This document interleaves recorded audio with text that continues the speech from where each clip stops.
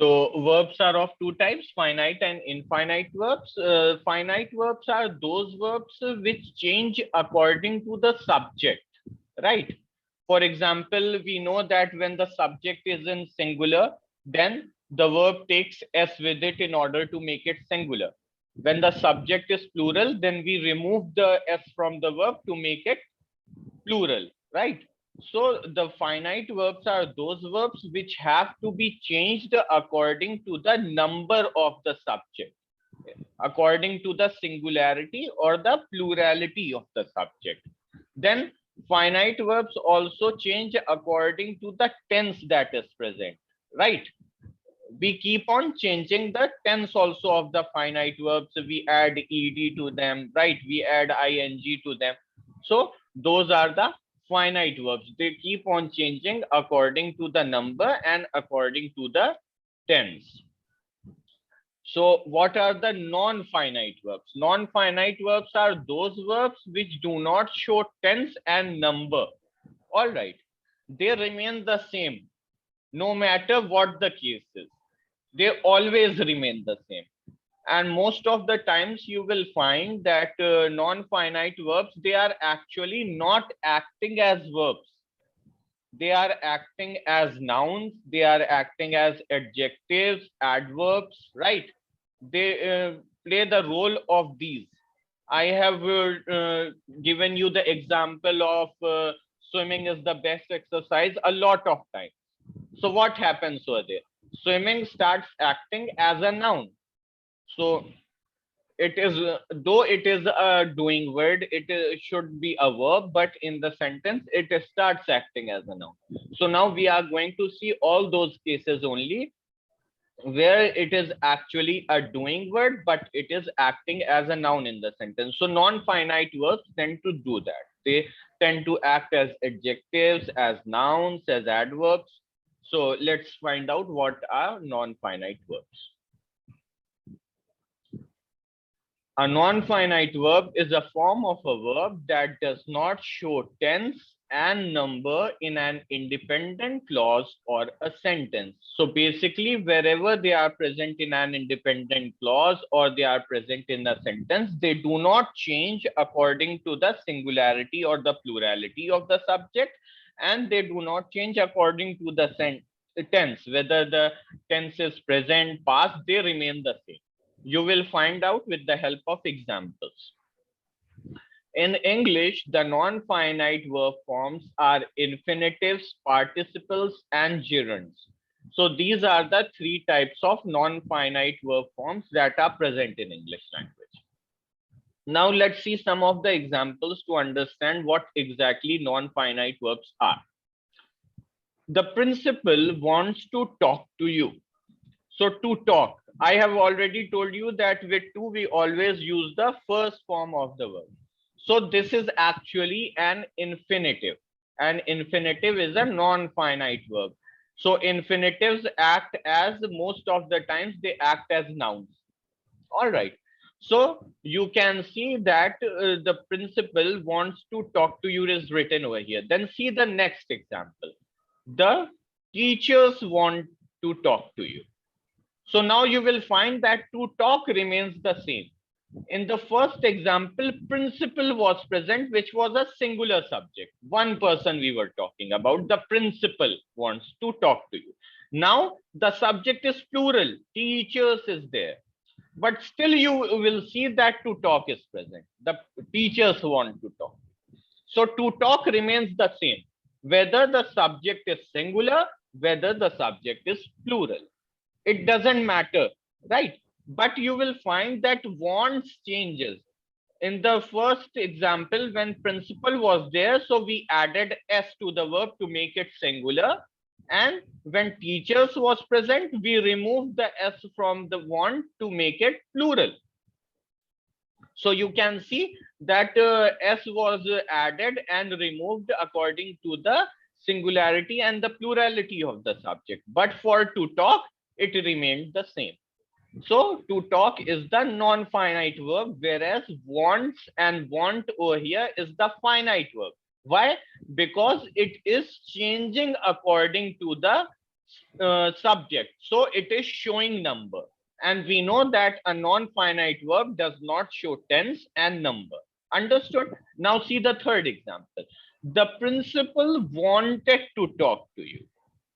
Now you can see in the first two cases, what we were doing was we were talking in present tense, simple present tense we were talking about. Now we went to simple past tense. The principal wanted to talk to you. So you can clearly see that now this want has changed into wanted, because now we are talking about past tense. So you can see that want over here is the finite verb. So it is changing in number also, it is changing in tense also. First it was wants because it was principal, then it changed into want because teachers was plural, and now you can see it has changed into wanted because now we are talking about past tense. So it is changing according to number also, it is changing according to tense also. But you will find that to talk remains the same here also. To talk is not changing. Whether the principal wants to talk to you, whether the teachers want to talk to you, or the principal wanted to talk to you, whatever may be the case, to talk remains the same. So this is the specialty, you can say a peculiar quality of the non-finite verbs, that they do not change, they do not show any tense or number. They are neutral to it. Now let's see what are the types of non-finite verbs are present, right? So we are starting with the first type, that are infinitives. So the infinitive is made up of the particle to and the base form of the verb. So it contains two things. First is that to is present and the base form of the verb. Base form means the first form of the verb is present. So it is made up of these two things. For example, to study, to learn, to play, to walk. So you can see learn, play, walk, study. These are all first forms of the verb, base form of the verb. And along with that, to is attached at the beginning. Okay. Now we will find what are the uses of infinitives. So they are used as the subject of a sentence. To go to the picnic or not is what I am wondering about. So to go to the picnic is the subject. So you can find that they are coming at the start of the sentence and they are acting as subjects. To visit Greece is my lifelong dream. So what is my lifelong dream? To visit Greece. So they are actually acting as nouns also, and they are acting as subject because they are coming at the beginning of the sentence, right? Then they can also come after the direct object. Direct object means the object that is present after the verb. I advised him. So him is the object and they are coming immediately after the direct object. She called me.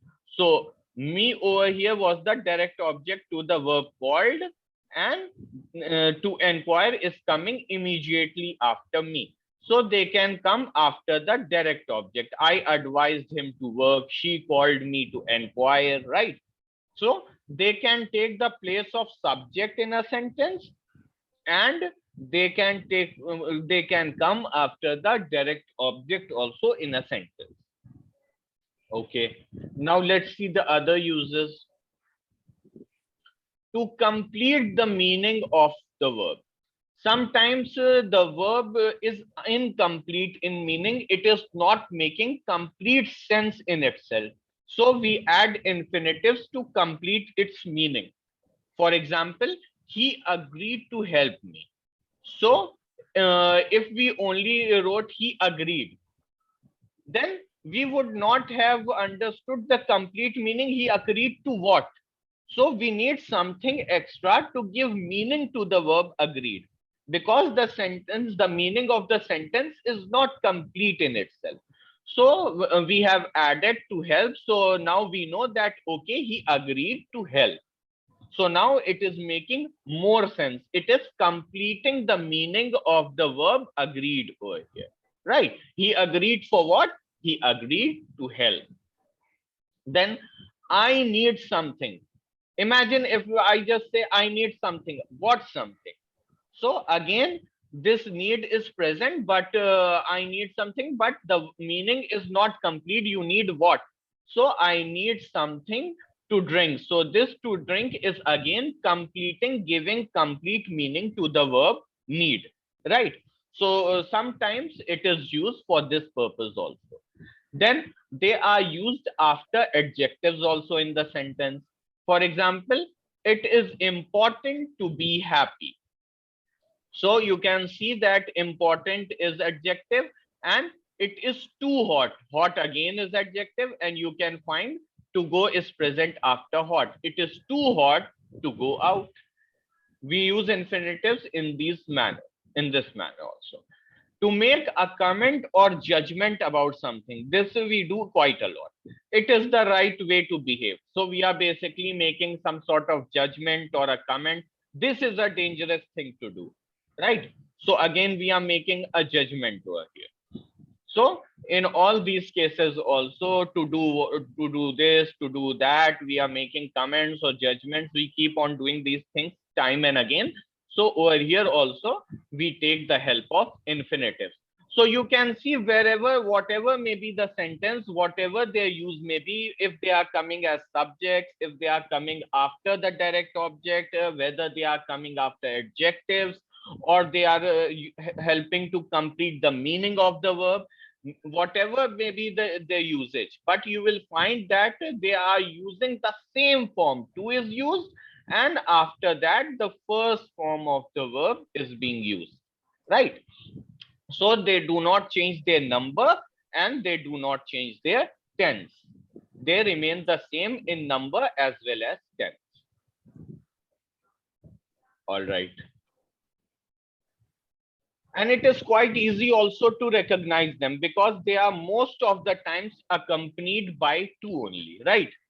In few rare cases you will find that they do not take to. That happens when you are using them with modals. If they are used with modals, then to is dropped from there. Okay.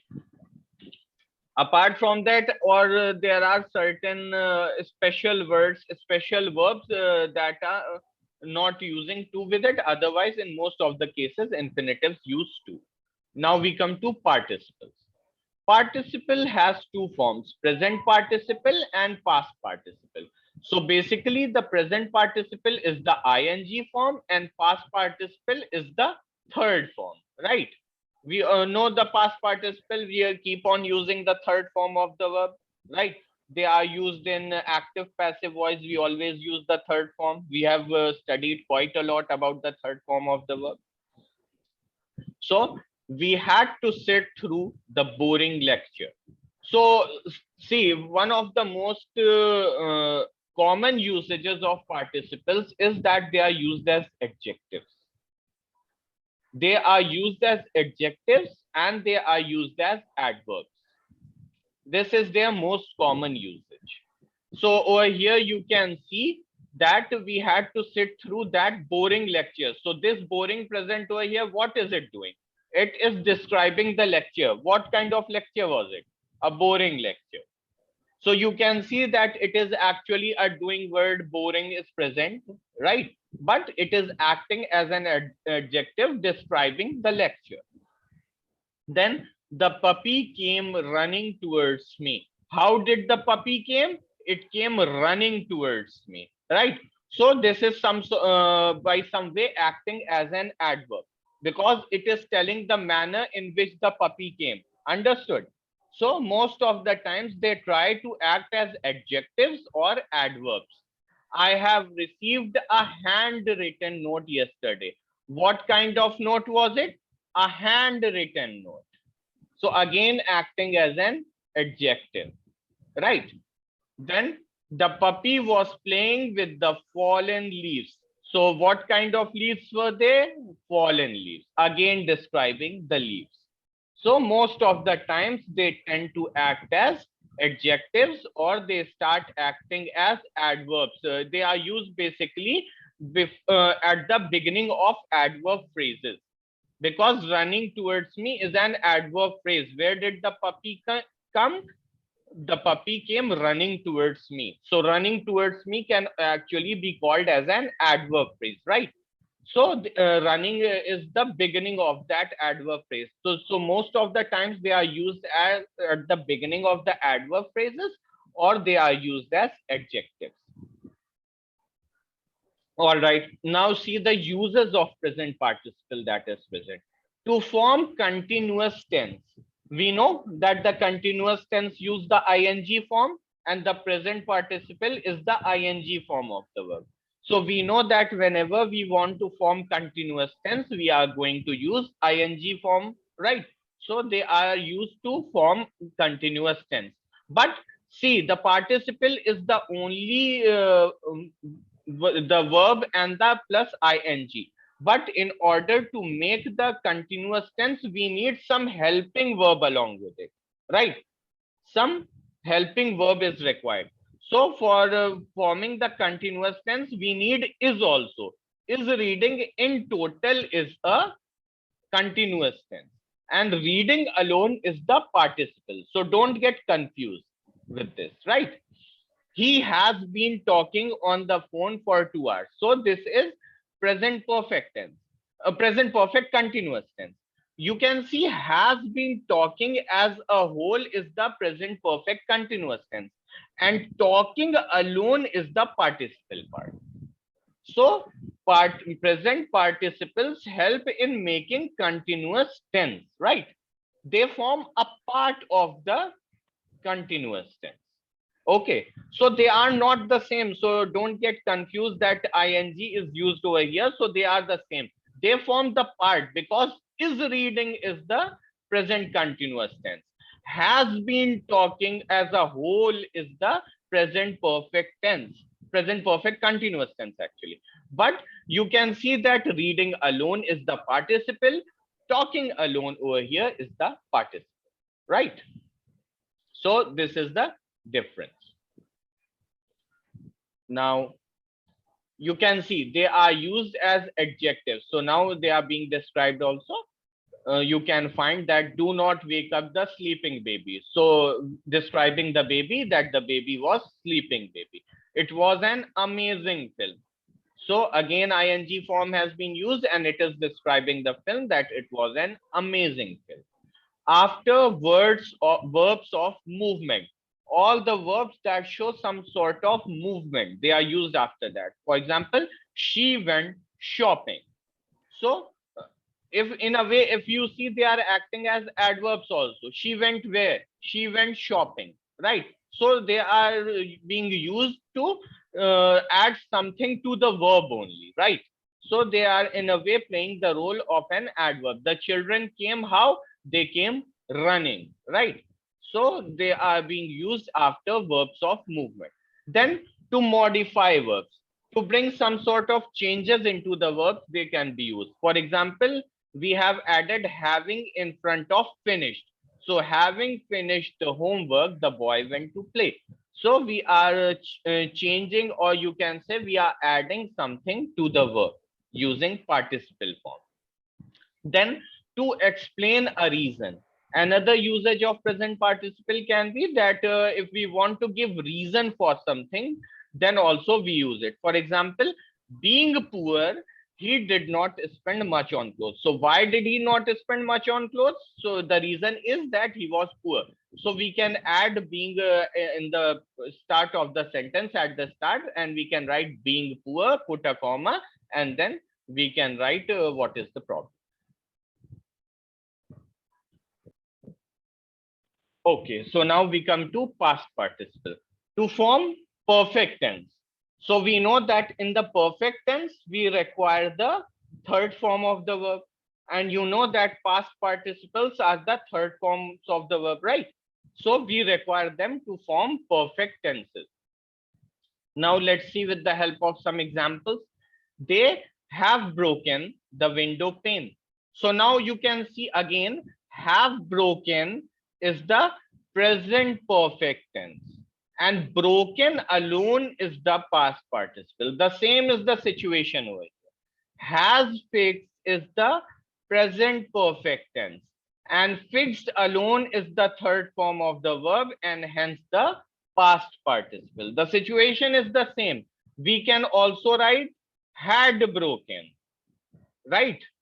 Can we use had broken? So what is happening over here? If we write had broken, then you will see that had broken becomes the past perfect tense. But this broken part remains the same. This broken part is the past participle. Now another word I am going to write. Will have broken. So it is now the future perfect tense that they will have broken. So now the will have broken as a whole, what is it? It is the future perfect tense. They will have broken. But again, this broken part is the past participle. So you can see whether it is present perfect tense, whether it is past perfect tense, or whether it is future perfect tense. The other parts, the auxiliary part is changing. It is have, then it becomes had, and then it becomes will have. But broken remains the same over here also, over here also, and over here also. That is not going to change. The same is the case of present participle, and the same is the situation with past participle. That the participle part that is present here, it is the third form of the verb. Over there, it was the ing form of the verb. It remains the same. The auxiliaries, the helping verbs keep on changing. Got it? All right. Then in the house, in the sentences in the passive voice. So this is the most common use of the participle. We have done a lot of active passive voice sentence. So you know, the house was built. So was built is the past perfect tense, right? No, it is the past tense basically. Then we have used built over here. It is simple past. The car was bought. Again, it is simple past, but it is in, since it is in passive, and in passive we always use the third form of the verb. So bought is again the third form of the verb. Then they are also used as adjectives. I have already told you that one of the uses of particles participles is that they are used as adjectives.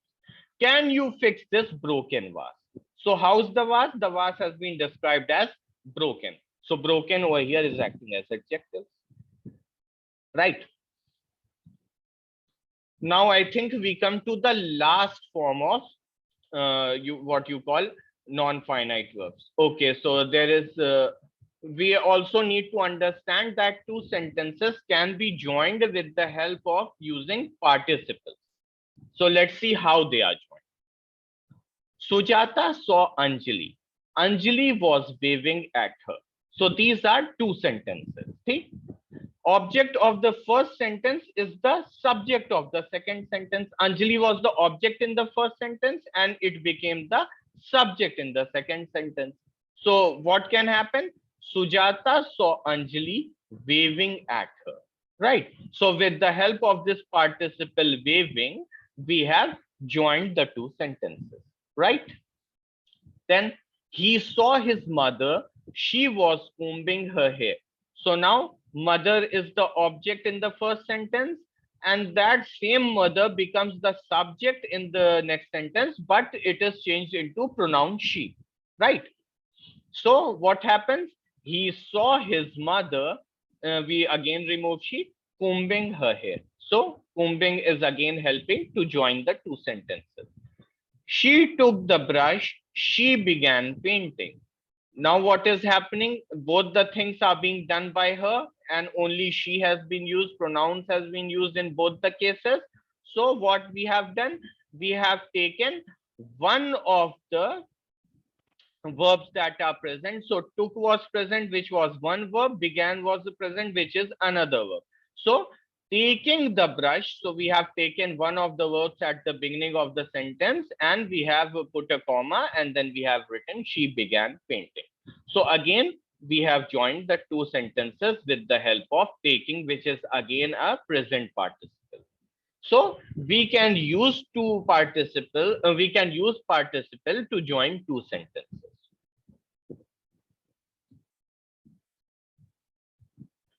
All right. Now we come to gerunds. This is the last form of non-finite verbs. So gerunds are always used as nouns. So this I have taught you a lot, that they are always used as nouns. Reading is fun. So basically, what is fun? Reading is fun. So whenever it starts answering to the question what, it becomes a noun. So reading is fun. Brushing your teeth is important. What is important? Brushing your teeth. So brushing over here is coming at the beginning, right? So over here also brushing becomes a noun. It is used as object in the sentence. Many people enjoy reading. So what many people enjoy? Reading. I love watching TV. What do I love? Watching TV. So watching is acting as a noun, right? So you will find that in a lot of these cases, gerunds basically they are always used as nouns only. So both have the ing form, right? The participles also have the ing form. The gerunds also have the ing form. But the difference is that the gerunds are used as nouns, whereas the participles they are used most of the times as adjectives, right? Then they are also used as adverbs. So there is a slight change in usage. All right. Complement to the verb to be. So for the to be verb, which is over here, they are used as complements to them. My first love is swimming. So what is my first love? It is swimming. My cat's favorite activity is sleeping. So what is my cat's favorite activity? So they are not actually objects that are present, but they are acting as complements, but still they are acting as nouns, right? As object of a preposition. So they are also used immediately after a preposition, like over here at is present, over here of is present. So she is good at painting. She is fond of, he is fond of climbing. So you will find that they act as objects of a preposition because they are placed immediately after a preposition. So if after a preposition you immediately form see an ing form of the verb, that is actually a gerund and it will act as a noun. So these are the uses of gerunds, and this is the last type of non-finite verb that is there. So basically gerunds act as nouns, and participles most of the times they act as adjectives and adverbs. And for the infinitives, so you should know that they are quite distinct. So it is very easy to find them out. They use to plus first form of the verb. So whatever doubt you will have, it will be only regarding the gerunds and the participles, because both use the ing form of the verb. That is why you might face some doubt in them. Infinitives are very easy because they are quite distinct to the rest of the two, right?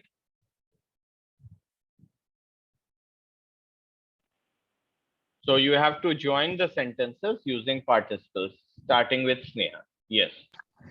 Yes, sir. After cutting through the padlock, the thief opened the door and stole the jewels. You don't require after. Actually, we don't need to add extra words to it, right? Yes. If you write cutting through, it means first you will have to, it is logically possible in that way only, that first you will have to cut through the padlock and then only you can open the door and steal the jewel. So you don't require after at all, and it is not present in the sentence also, right? So Sir, why but if we will write if asked, then our marks will be deducted or not? see, that is why I'm saying that if only it is extremely necessary that you have to add extra words into the sentence, then only feed extra words. Otherwise, it should not be done. Okay, This sir. is the same thing that I told you while we were doing active passive. Some of you at that place also tended to put some extra words, your own words into the lines when you were changing active into passive or passive into active. At that time also I stressed on this point only, that please don't add any extra words if only they are required, otherwise the sentence won't be complete. for example, at some places in the passive voice, the subject was not there, and it was necessary for us to insert some subject. Otherwise, it would not have been possible for us to change that sentence into active voice. And it was necessary for us. Then we added some general subjects, some general pronouns we inserted, right? But over here, it is not required. The same situation is over here also. We are only going to add extra words, our own words, only if it is extremely necessary. Otherwise, we will refrain. So start, Sneha. What should be the here? Cutting through the padlock, Yes. the thief opened the door. The thief opened the door Yes. The and thief. stole the door. Yes. And stole the jewels. Yes. Opened the door and stole the jewels. So these days I have to write a lot. There are long sentences present in all the exercises, and I have to keep on writing. Okay. Next sentence now. Yes, Vaishnavi. Sir, it will be serving sharply, the pilot managed to avoid landing on water. Yes. Swerving basically to turn immediately, because maybe in front there was a body of water, so he turned immediately, right? Yes, sir. Swerving sharply. Sharply means very quickly, taking a sharp turn. Swerving sharply.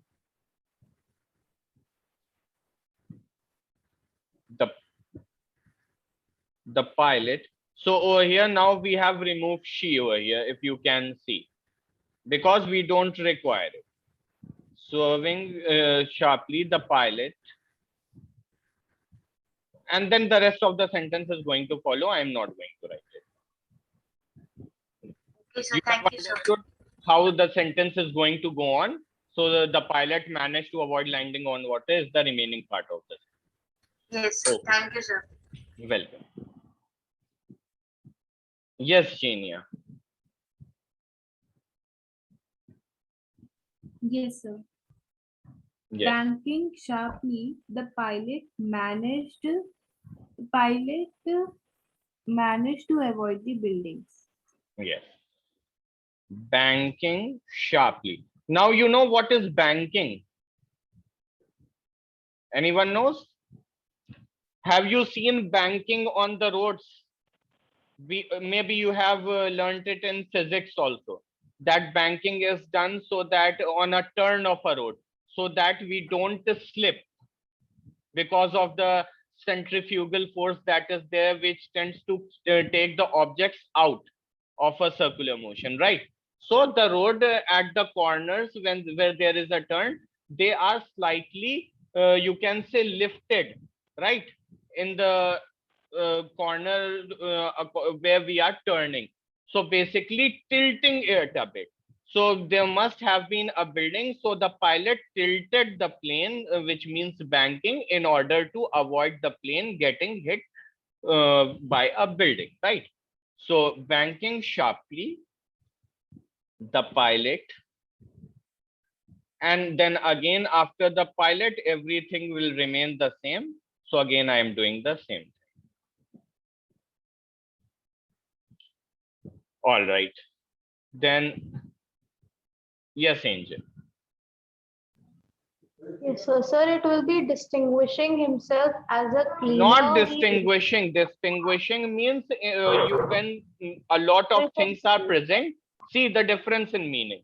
Distinguishing means when a lot of things are present and you help people identify that I am this. Yes. So you have a separate identity. You are distinguished from the others, right? And disguise means when people can't know who you are. So basically you are covering yourself up, right? You are not allowing people to know your true identity. And distinguish means actually to make others know, or you are famous, that okay, this is that person, everybody knows.